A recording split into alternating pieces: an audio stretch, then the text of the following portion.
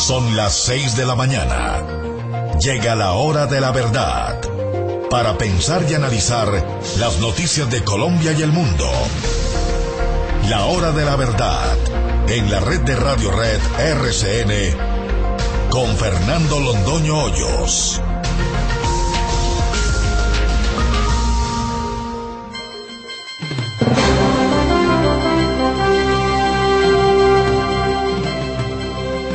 Buenos días, son las 6 de la mañana de este martes 3 de mayo de 2016. Esta es la hora de la verdad y estos son temas y asuntos que trataremos en la grata compañía de ustedes durante las próximas horas. Partido Liberal con Independencia Crítica quiere SERPA. No hay duda ninguna, el desprestigio del gobierno es tal que los partidos empiezan a tomar su propio horizonte.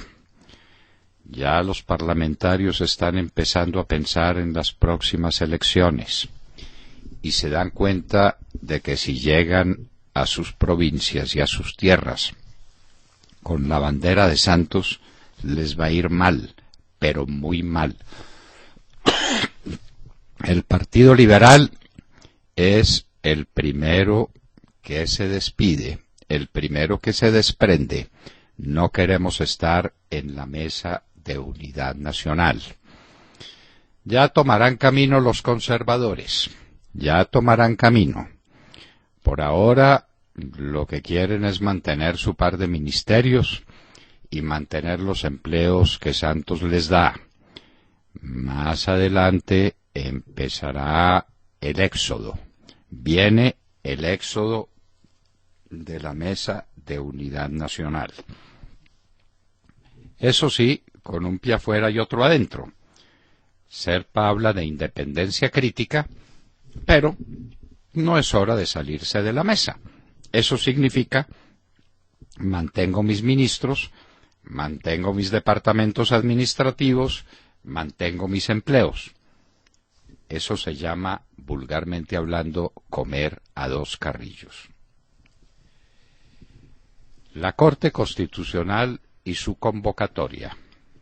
Ojo, lo que a muchos ha parecido un chiste, lo que es un imposible no jurídico sino metafísico, que las FARC resuelvan que se considere a las FARC como una parte con personería jurídica internacional para celebrar un tratado con Colombia, eso parecería un chiste, no lo están tomando como un chiste.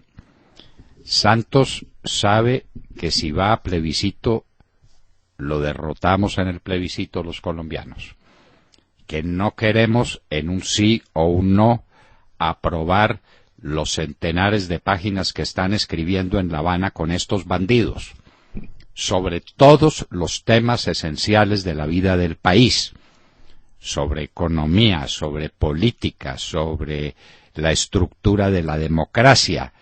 El país será completamente distinto si eso se aprobara. Y Santos sabe que lo derrotamos con el plebiscito. Él sabe el valor de las encuestas y sabe que en las encuestas las cosas están 80-20 o 90-10. Que eso es lo que él espera. Entonces está buscando una fórmula. Y la fórmula es esta que le sugiere Eduardo Montealegre.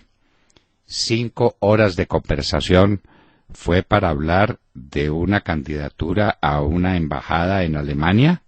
Por supuesto que no. Por supuesto que no. Y Montealegre tiene sus amigos en la Corte Constitucional. Esos dinosaurios que ahí quedan todavía, el doctor Palacio y la doctora Calle, y siga por ahí y completa los 5 o los 6 que se necesitan para dar este golpe de Estado. Las FARC no pueden ir a la Corte Constitucional, dice el ministro Juan Fernando Cristo. Pero puede mandar a alguien que no sea miembro de las FARC.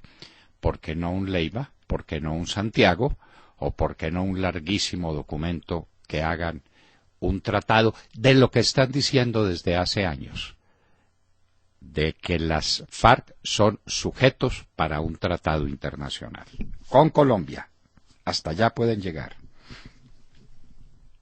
Santos posesiona a su equipo de gobierno y dice que tiene un excelente equipo para las tareas que quedan y para el posconflicto. Inclusio unus unius es exclusio alterius. Quiere decir que los otros equipos que tenía no eran tan excelentes. Bueno, pero definitivamente él tiene derecho a sus contradicciones porque nadie se las toma en serio. Este equipo es excelente. ¿Equipo para qué? ¿Para aconsejar en qué?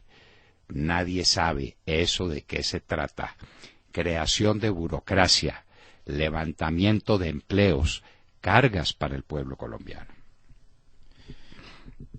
Los tiempos de la paz que tiene previsto Santos. Ya se está hablando de que el acuerdo se podría firmar en junio, como el acuerdo o el tratado, que será lo que van a firmar.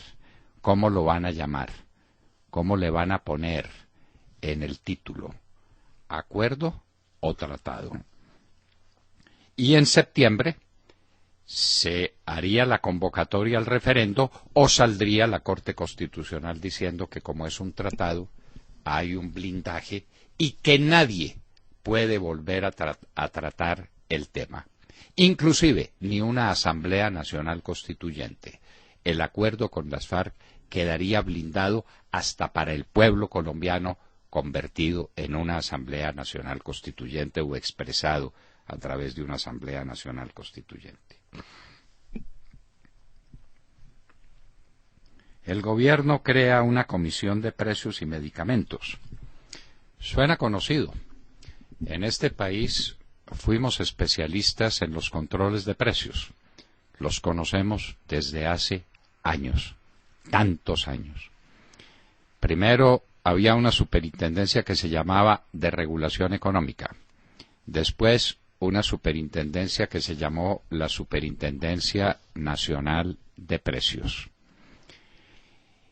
Y sabemos de lo que eso significa, que es que los laboratorios están abusando. A ver cómo se puede hacer para que no abusen. Pero crear una nueva estructura, dar un salto de 40 años al pasado o de 50 años al pasado, Dios nos libre de un comité de precios y medicamentos que por ahí vienen los demás comités y vienen los demás controles de precios y viene la demás economía de los controles que no la sabemos de memoria los que tenemos cierta edad. ¿Renunciaría Dilma Rousseff? Esto es con una interrogación. Se está hablando de ese tema, aunque toma unas decisiones que francamente le hacen pensar a uno que ella está creyendo que gobierna el más subdesarrollado de los países de la Tierra, como incrementar el gasto social para captar la población de la gente más pobre del Brasil, la lucha contra la pobreza a través de regalos del Estado. Buen sistema. Eso ha demostrado su eficacia en tantos lugares. Esas formas de demagogia económica conducen a situaciones como las de Venezuela. Nunca esas formas patriarcales produjeron otra cosa distinta de miseria, pero la Rousseff, en su desesperación, está llegando a eso. Entonces, ¿al fin qué? ¿Renuncia o inicia una campaña para captar voluntades a través del regalo del dinero del Estado a sectores de la población más o menos amplios? Brasil está suficientemente quebrado y no necesita de estas ayudas, señora Rousseff.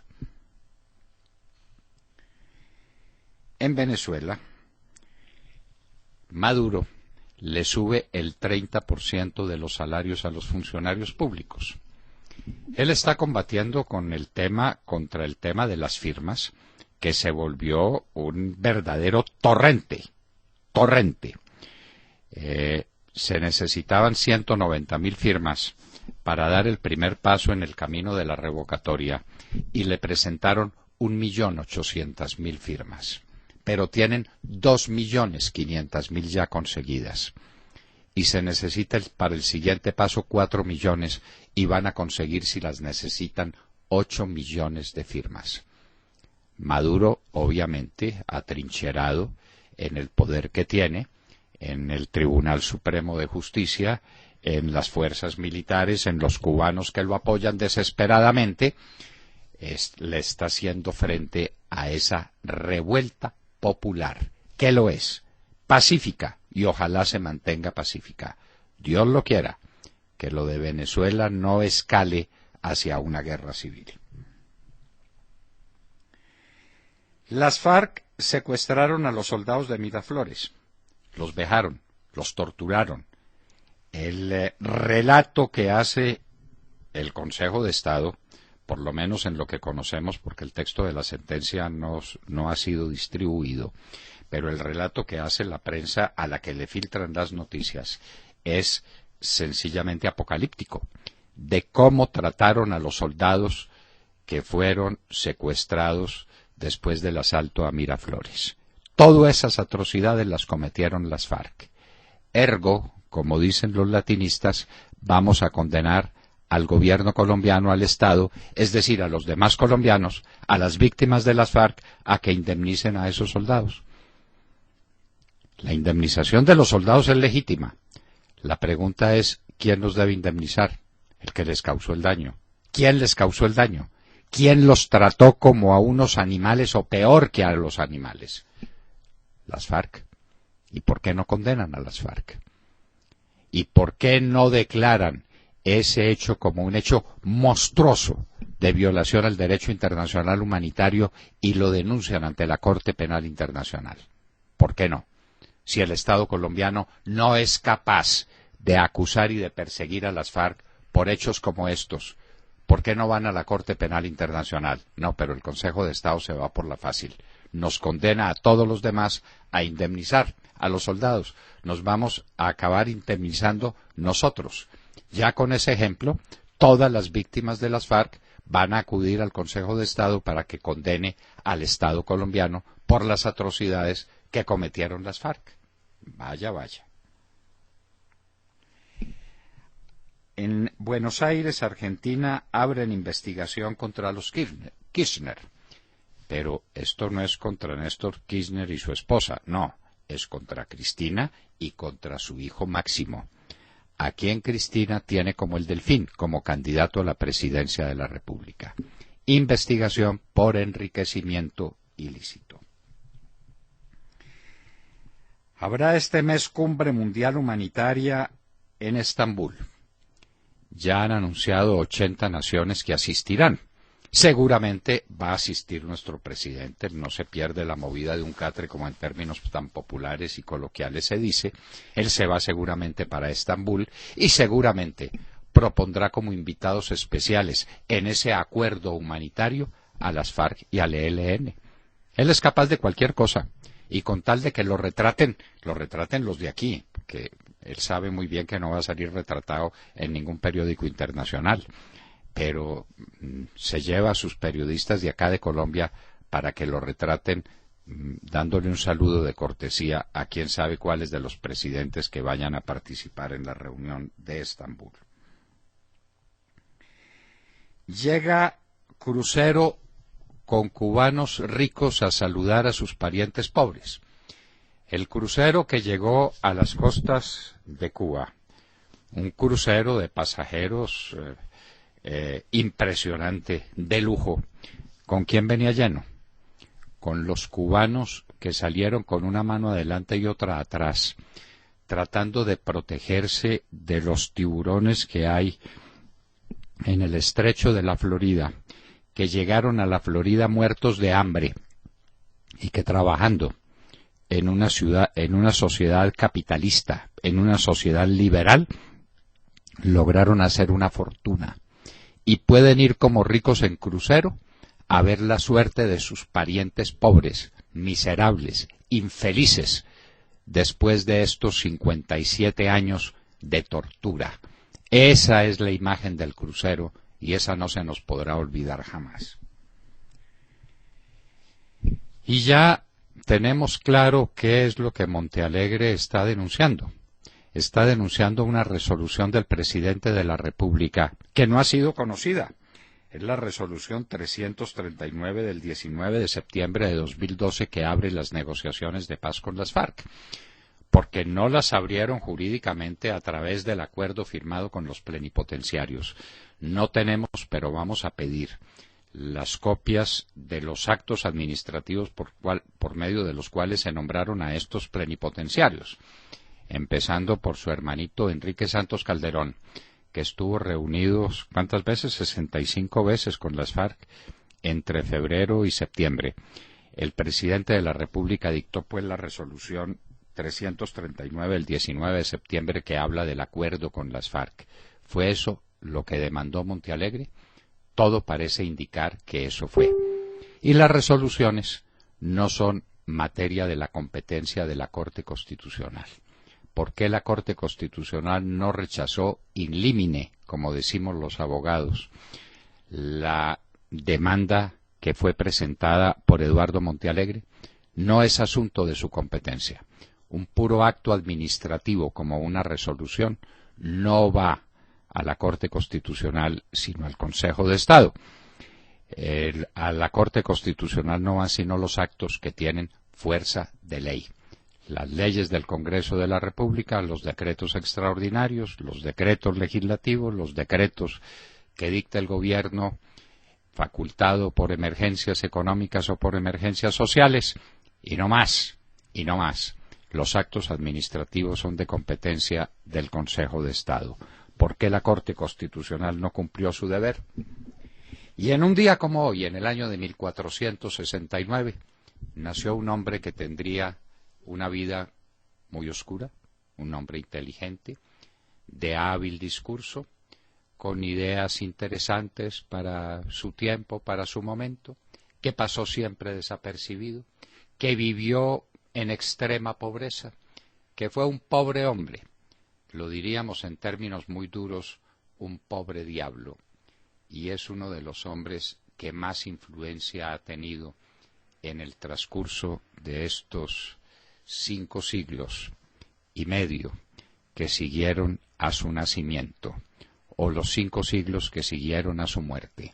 Nicolás de Maquiavelo nació un día como hoy en la ciudad de Florencia, en el año de 1469. De todo esto y de mucho más hablaremos con ustedes en las próximas horas, en la Hora de la Verdad. Muy buenos días a todos. Bueno, aquí ya lo dijimos ayer, pero el tema es tan importante que bien merece la pena volver sobre el asunto, si les parece. La demanda que interpuso el exfiscal Eduardo Montealegre ante la Corte Suprema, ante la Corte Constitucional, en donde pretende que declaren los acuerdos de La Habana como un tratado de paz, es una trampa en toda regla.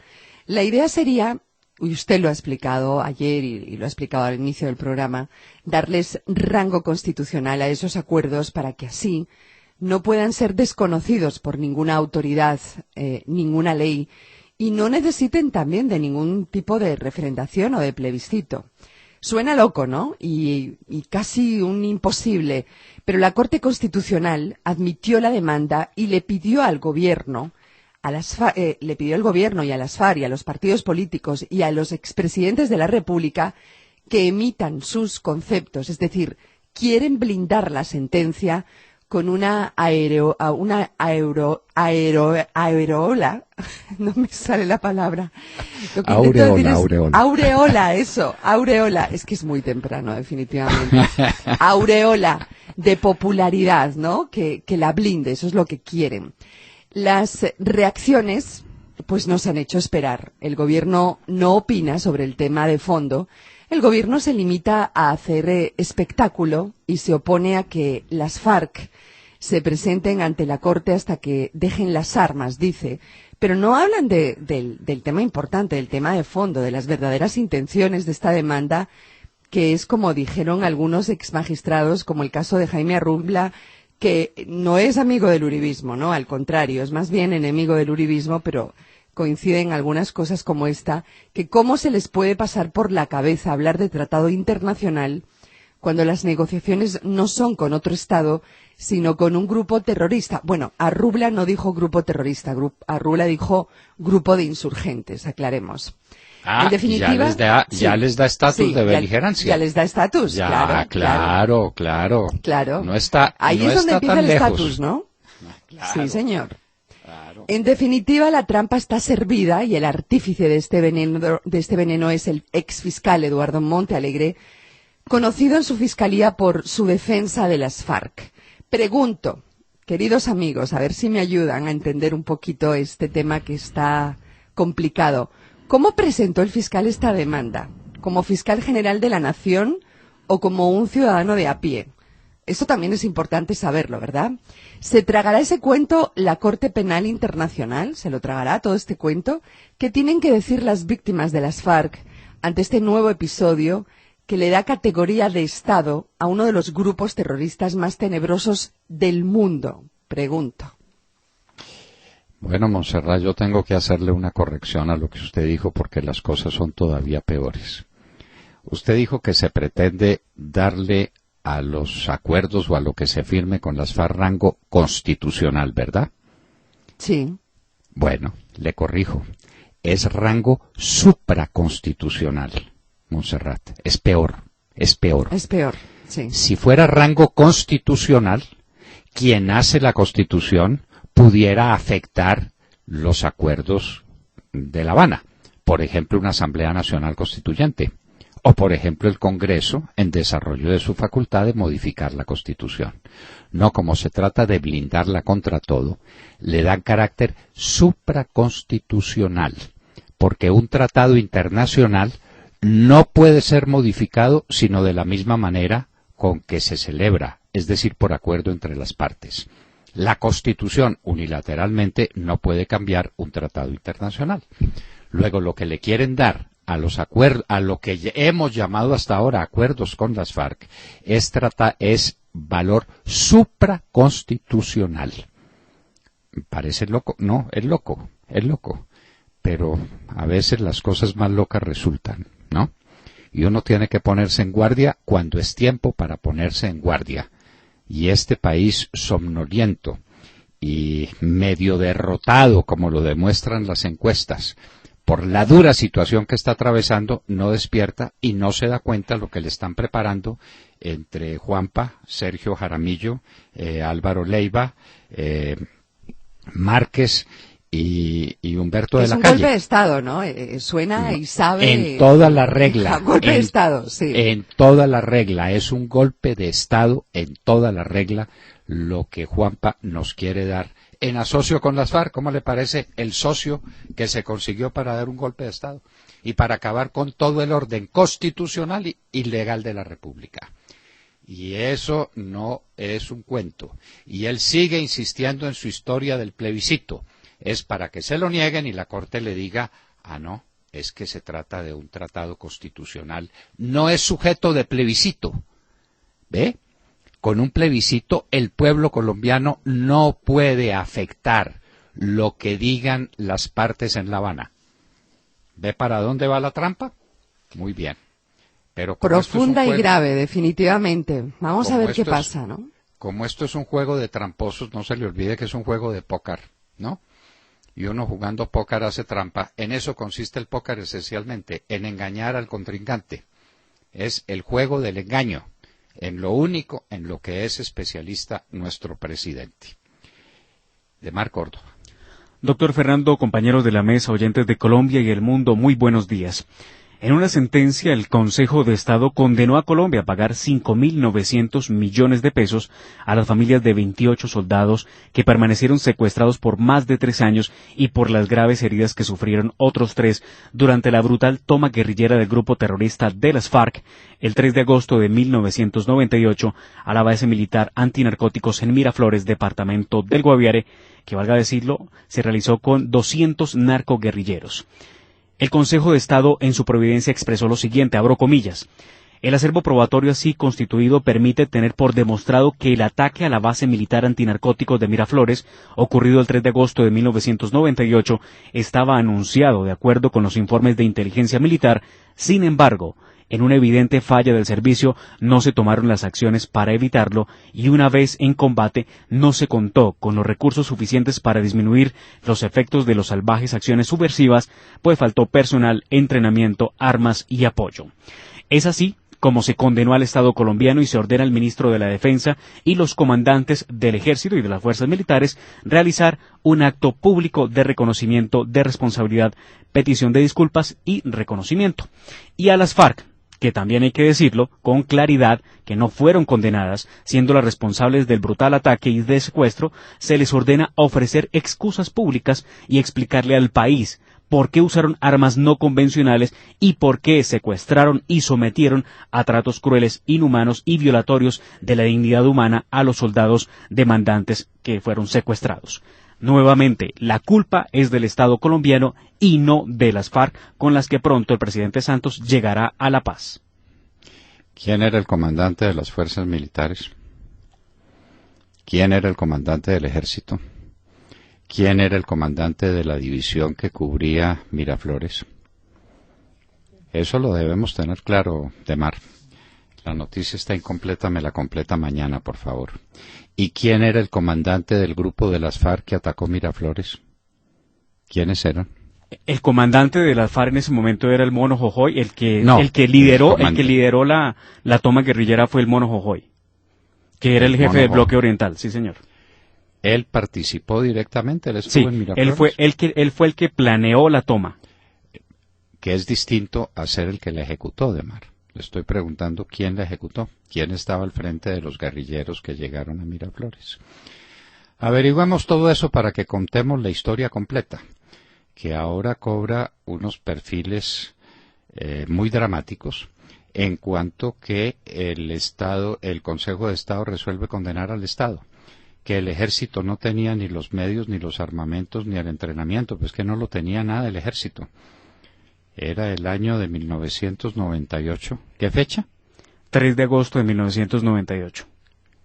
O sea, que eran los últimos días del gobierno de Samper. Correcto. Esto fue, de hecho, semanas antes o meses antes de la llegada del presidente Andrés Pastrana.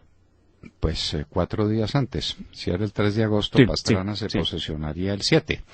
De manera que este fue el último regalo que le dieron las FARC a Ernesto Samper, quien fue elegido con el dinero que le ofrecieron y que le entregaron y que repartieron en cajas de cartón con papeles envueltos en papeles de distintos colores aquí en la casa de Santiago Medina. Le entregaron a todos los directores de la campaña de Samper. Entre ellos recibió una caja de esas el actual jefe del Partido Liberal, el doctor Horacio Serpa Uribe, y se la llevó a San Andrés para entregársela a la monita retrechera. Son recuerdos de una época que uno debe tener fresca en la memoria. Lo cierto es que la culpa de todo la tienen las FARC.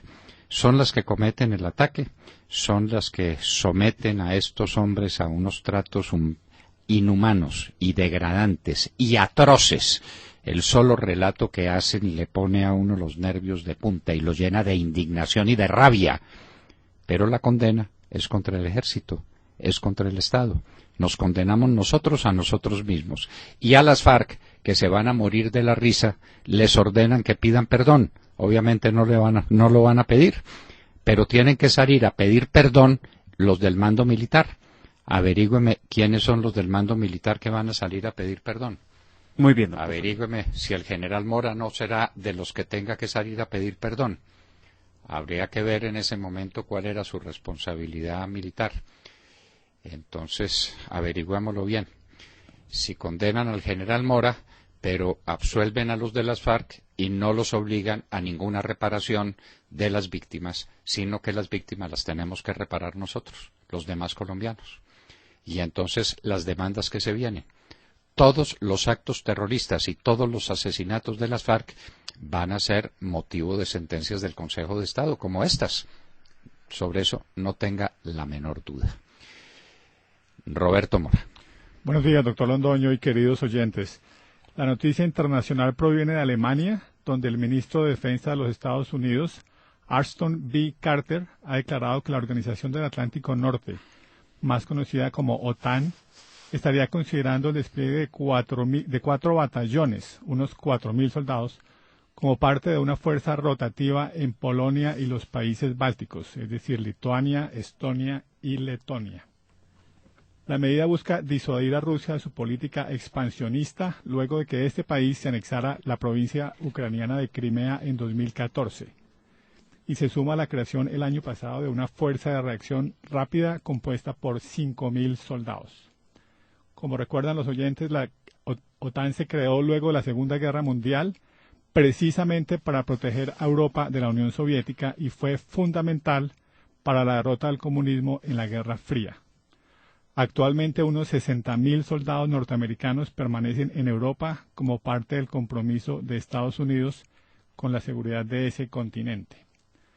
Se especula que esta nueva fuerza estaría conformada por unos 2.000 soldados norteamericanos y otro tanto proveniente de Alemania y el Reino Unido, pero los detalles no se han revelado aún.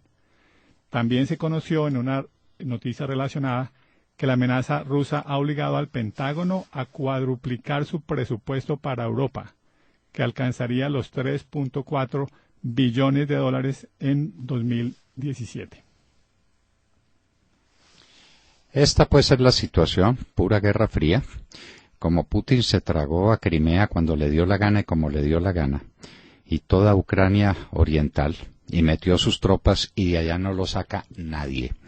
Nadie. Porque el presidente de los Estados Unidos es Obama y la OTAN descansa en lo que hagan los Estados Unidos. Y como Obama no sabe dónde está parado y no tiene carácter y no tiene capacidad de respuesta, entonces se tragaron a Crimea y ya le estaban haciendo ojitos al Báltico.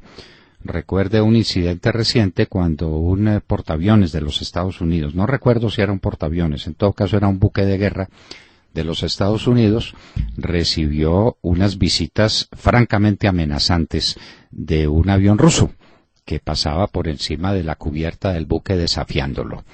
De manera que con Putin las cosas van en serio y no sabemos pues si en parte la popularidad de Trump descansa en que los americanos no quieren verse más humillados, como los están humillando en el mundo entero. En todas partes se burlan de los Estados Unidos.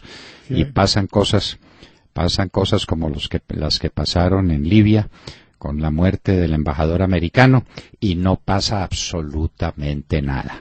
Alma bendita de Ronald Reagan. De manera que esa es la situación. Ahora la OTAN despliega una fuerza que desde luego es una fuerza disuasiva. Ya si Rusia quiere hacer algo, pues tiene que combatir contra estos hombres y tiene que desencadenar una guerra y entonces Putin dirá si quiere desencadenar una guerra. Porque por ahora es guerra fría de amenazas y se mete donde le da la gana y cuando le da la gana y nadie le responde. La OTAN le respondería. Obama, al final de su mandato, empieza a ponerse serio en manifestaciones como estas, tal vez demasiado poco y demasiado tarde. Y nos vamos para los Estados Unidos a hablar con Cristina Londoño, que tiene mucho que contarnos sobre la política de ese país. Cristina Londoño, muy buenos días. Hola papi, muy buenos días y muy buenos días a todos. Bueno, hoy es un día crucial en que Donald Trump podría definitivamente hacer historia. Son las primarias de Indiana, hay 57 delegados en juego y se cree que podría ser el día en que Donald Trump selle extraoficialmente su nominación por el Partido Republicano para la candidatura a la presidencia. Ted Cruz tiene la culpa. El senador de Texas ya había estado desesperado, ya había hecho un pacto con John Kasich, el otro aspirante a la nominación republicana, dividiéndose estados, se había quedado con Indiana y había dicho que era un estado clave, un estado importantísimo. Incluso Ted Cruz en campaña ha estado diciendo que en Indiana pues se juega su futuro y él está apostándole a que los votantes de Indiana pues cambien de alguna manera la fortuna. Sin embargo, la más reciente encuesta dice que Donald Trump le lleva más de 2 dígitos de ventaja en las intenciones de voto y ya tiene más de 1,000 delegados a su nombre. Recuerden, en la contienda republicana el número mágico es 1,237. Ya con 1,000 más y con una ventaja amplia aquí en California, donde se celebran las últimas primarias el 7 de junio, pues se cree que ya definitivamente con una victoria como pronostican las encuestas, pues Trump va a ser definitivamente el nominado. Y eso es lo que piensan los estadounidenses. Según una encuesta publicada ayer, el 85% de los estadounidenses dicen que ya creen que Hillary Clinton va a ser la nominada demócrata y el 84% piensa que Donald Trump, el magnate multimillonario del que muchos se reían hace un año, pues ha logrado o va a lograr en cuestión de días la nominación oficial del Partido Republicano sin tener que ir a una convención disputada. Sin embargo, ambos candidatos enfrentarían, dicen las encuestas, bastantes problemas, retos grandes, porque es que no le caen bien a muchos en el partido. Clinton, por ejemplo, es la escogida del 51% de los demócratas y Donald Trump es el escogido de 49% de los republicanos. 25 van para Ted Cruz y 19 todavía están con John Kasich. Sin embargo, muchos dicen que una vez estén fuera Ted Cruz y John Kasich, Trump definitivamente ha generado un entusiasmo que no se había visto antes y ha hecho que gente independiente se una al Partido Republicano siguiendo las promesas que ha hecho el candidato. Yo les puedo decir que el viernes asistí a la convención republicana aquí en California, un evento en que van los republicanos más conservadores de todos, por tradición habrían estado con Ted Cruz. Sin embargo, como esta elección de típica no tiene nada, había muchos con Trump. Hubo centenares de manifestantes que bloquearon las calles tratando de evitar que el magnate llegara a dar su conferencia de prensa o hablarle a los republicanos y tuvo que desviarse, parar en la mitad de una avenida y cruzar una cerca por la parte de detrás del hotel y entrar. Las primeras palabras del magnate dijo que se había sentido prácticamente cruzando la frontera, pero lo logró, no se desanimó y le habló a los republicanos. Sigue sus promesas migratorias de deportar a los criminales, de sacar a los indocumentados de este país, siguen siendo las más atractivas. Bueno, y no quiero hablarles solamente de política, les quiero hablar de una noticia médica que está llamando mucho la atención. Y es que resulta que el Colegio Médico de los Estados Unidos ayer dio a conocer los resultados de un estudio en que asegura que entre el 6 y el 10% de los estadounidenses sufren de insomnio crónico. Estos son millones y millones de personas. ¿Qué es el insomnio crónico según el Colegio de Médicos de Estados Unidos? Bueno, son 3 días de desvelos a la semana en un periodo de 3 meses. Los síntomas del insomnio son gravísimas para la población y para quienes sufren de falta de sueño. Caminan prácticamente sonámbulos, son personas que están irritables, que pierden la memoria, tienen problemas metabólicos, también mayor tendencia a la obesidad y según los médicos calculan que las personas que no duermen le estarían costando a la economía por lo menos 60,000 millones de dólares en productividad perdida, porque fallan al trabajo o porque se quedan paralizados durante ratos, prácticamente se quedan durmiendo en el trabajo y entonces le cuestan a la economía. Pero estos médicos, en la recomendación que hicieron ayer, lo más interesante de todo es que rompen con la tradición de dar pastillas. Dicen que generalmente cuando una persona padece insomnio, lo primero que quiere es la pastilla para dormir. Estos médicos están recomendando lo que llaman terapia cognitiva de conducta. Es una terapia que tomaría de 6 a 8 sesiones y que los médicos o los psicólogos le enseñan a la gente cómo identificar y cambiar patrones de pensamientos destructivos o perturbadores que influyen negativamente en el comportamiento. Es como una mezcla entre terapia psicológica que le enseñan a la gente a identificar sus problemas, y también tiene una parte educativa en que les enseñan las prácticas más beneficiosas para poder dormir. Entre esas prácticas, sacar los televisores del cuarto, limitar el tiempo de pantalla por las luces que emiten las pantallas, ya sean de computadores, de teléfonos inteligentes o de la televisión, por lo menos 2 horas antes de dormir, acostarse temprano y una cantidad de recomendaciones más que llaman higiene del sueño.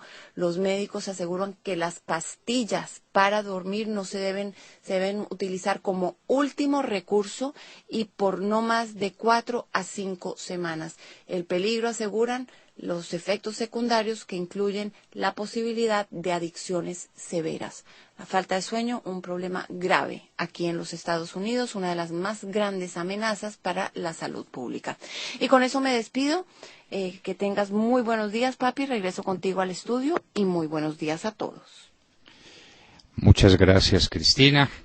De manera que para los estadounidenses, Hillary Clinton y Donald Trump ya son de hecho candidatos a la presidencia de la República y empieza una nueva campaña. Una campaña que no va a ser nada fácil y que no va a ser nada pacífica entre estos dos gallitos finos que se las traen para capturar la opinión americana. ¿En qué irá a parar todo esto? Y el insomnio, una amenaza para la salud de los norteamericanos y de todos en el mundo. Los estudios los empiezan allá y después descubren que el tema está extendido por toda la tierra. Y en un minuto estaremos con el senador del Centro Democrático, Generación del 14, Iván Duque. Tema: la reforma tributaria que se vino encima. Ya llega, ya viene, es inevitable. En un minuto el senador Iván Duque estará con nosotros en la Hora de la Verdad.